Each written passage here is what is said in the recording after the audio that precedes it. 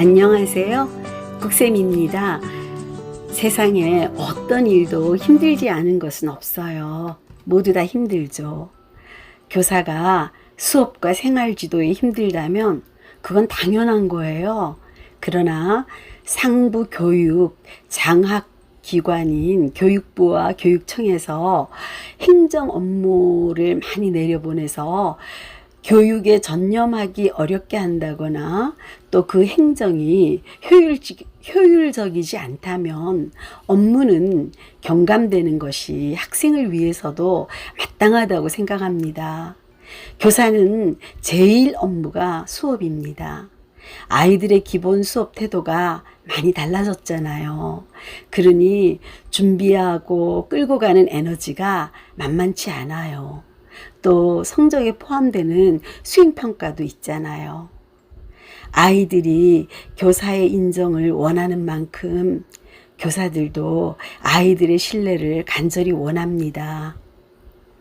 그래서 수업을 들어가며 복도에서 애들에게 안녕하고 마음을 전하는 소리가 항상 저는 생활화되어 있어요. 혹시 지금 들리시는지요?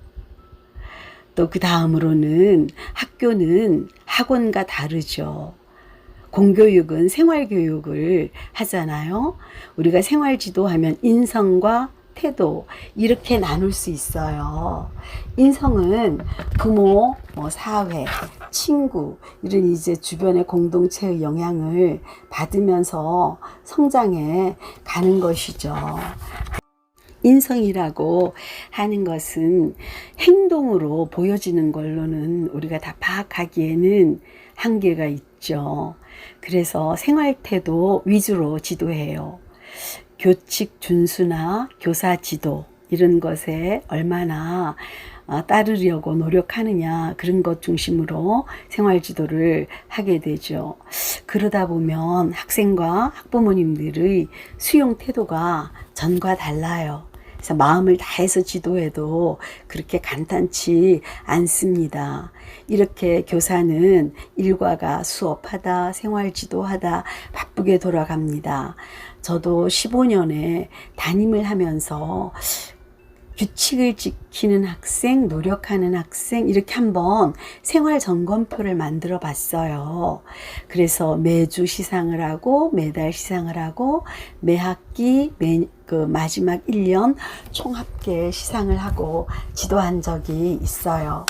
요즘 아이들을 또 이렇게 보면은 얼굴에 화장법을 어떤 공부보다 열심히 익혀서 서로 쉬는 시간에 고쳐주고 가방 안에는 화장품이 쏟아져 나오고 참 정말 수업 시간에 무음으로 핸드폰을 이렇게 쓰려고 하다가 또 그것이 문제가 되고 정말 학생들에게서 지도할 때 예전과 같은 예의 범절도 기대하기 어렵지만 어떻게든 교사는 이런 현실 속에서 수업과 생활 지도에 노력을 해야 하는 것이죠.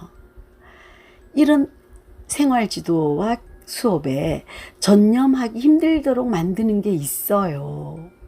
제목처럼 우리의 감독기관인 교육부, 교육청 이런 교육 관료들 이런 분들이 현장을 잘 모르시잖아요. 그러니 그 동떨어진 행정 업무를 많이 단위학교에 내려보내십니다. 공문도 깁니다. 그리고 그 공문에는 또 그 계획서를 써야 하고 보고서를 또 작성해야 되는데 이게 짧게는 며칠이지만 길게는 몇 달이 걸리는 경우가 있어서 아무래도 지치죠. 그래서 보니 청와대에 국민청원에도 2개가 올라와 있는 것을 확인했어요. 언젠가 잘 알려진 도올 김용옥 선생님이 교육부를 대폭 줄여야 교육이 산다고 막 하시는 방송을 들었어요.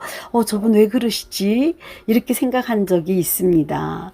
이 감독관청의 관료들은 사회에서 교육 문제가 나오면 일단 교사에게 시간을 들여서 아주 효율도 없는 계획서와 보고서를 쓰게 하는 게 패턴이에요. 문서로 모든 교육 문제가 해결된다고 생각하는 것 같아요. 그런데 이거는 전시행정 마인드예요. 실적 위주죠. 이거 바꾸지 않으면 교사의 수업과 생활지도력이 이 불필요한 행정 처리에 다 소모되기 때문에 이것은 개선되어야 한다고 저는 생각합니다. 장학이라는 명목으로 학교를 평가합니다. 아주 등급으로, 세 등급으로 평가를 하는데, 그럴 경우에 우수학교 표창을 하면 그 학교는 현수막을 걸기도 하고 아마 지나다니면서 보신 적도 있으실 거예요.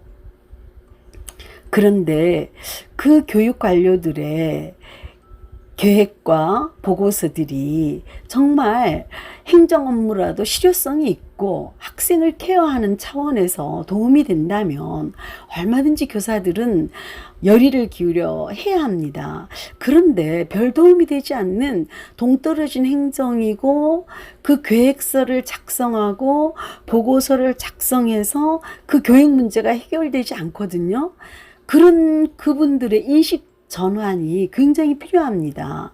우선 저는 제 업무 경험을 바탕으로 말씀드리면 진로 상담부에 많이 근무를 했기 때문에 상담부에서 학생들의 그 극단적인 선택 이런 것들이 문제가 됐었죠. 많이 극단적으로 선택을 한다. 사회의 비극이다. 그늘이다. 그러자 갑자기 생명 존중 의식을 함양하라고 시간을 정해서 학생들을 교육하고 전문 강사를 불러서 학부모를 교육하고 교사를 교육하고 행사를 실시하고 계획서와 보고서를 써내라고 했습니다.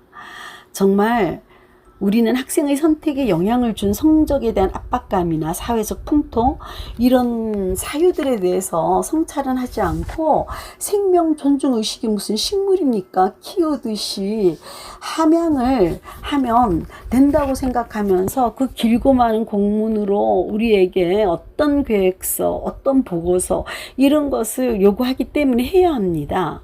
그래서 가정통신문을 보내고 교내 행사 계획을 짜고 학부모를 오시라고 독려하고 이렇거든요. 그런데 잠깐 시간이 지나서 돌이켜보면 당시 사제 등산도 하고 밤길 걷기도 하고 많은 행사를 했는데요. 학생들의 생명 존중 의식이 성과가 있었을까요?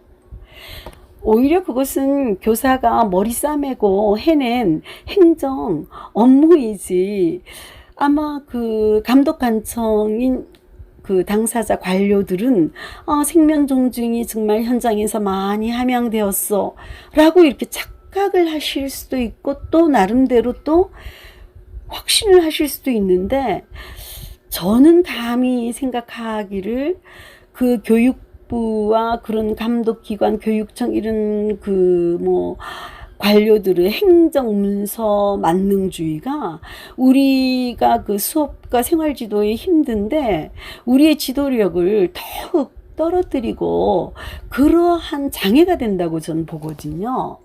제가 지금 그 생명 존중 의식 함양을 하느라 열심히 했지만 그건 업무였어요. 학생 지도 교육하고는 제 생각이 전혀 그런 걸 했다는 생각이 안 들어요. 업무한 거예요. 시키는 일 한 거예요. 지시에 따라서 1년 동안 어떻게 했는지 좀 마지막에는 알루미늄 판넬로 도안을 넣어서 아주 아름답게 해서 각 학교가 모여서 전시회를 했어요. 하이라이트죠, 하이라이트. 누구를 위한 전시회일까요? 거기에 모인 사람은 담당 교사와 교육 관계자인데 그렇게 한다고 학생들이 행복해지고 생명 존중 의식은 함양이 되고 그 상관이 얼마나 있을까요? 정말 김용옥 씨 말대로 관료 인원을 대폭 줄이고 교사는 수업과 생활지도에 전념할 수 있는 풍토 조성이 오히려 필요한 거 아닐까요? 이 불필요한 문서 행정 관행으로부터 벗어나면 정말 역량이 충만한 슈퍼 교사들이 쑥쑥 늘어나는 건 아닐까요? 이런 시스템, 마인드 전환할 시기가 오고 있습니다. 준비가 덜 된 것 같습니다. 교육, 행정, 관료들의 이 마인드 전환이 굉장히 필요합니다. 교사들이 수업과 생활 지도에 전념하도록 좀 불필요한 업무를 대폭 줄이고 말로만 경감하시지 마시고 정말 대폭 줄이고 상부기관은 현장 학교에서 힘든 점을 지원하겠다, 평가하겠다는 자세를 버리시고 단위 학교에 자율성을 주시고 했으면 좋겠어요. 이런 교사의 고충이 담긴 이야기 오늘도 들어주셔서 감사드리고 다음에 만나기 바랍니다.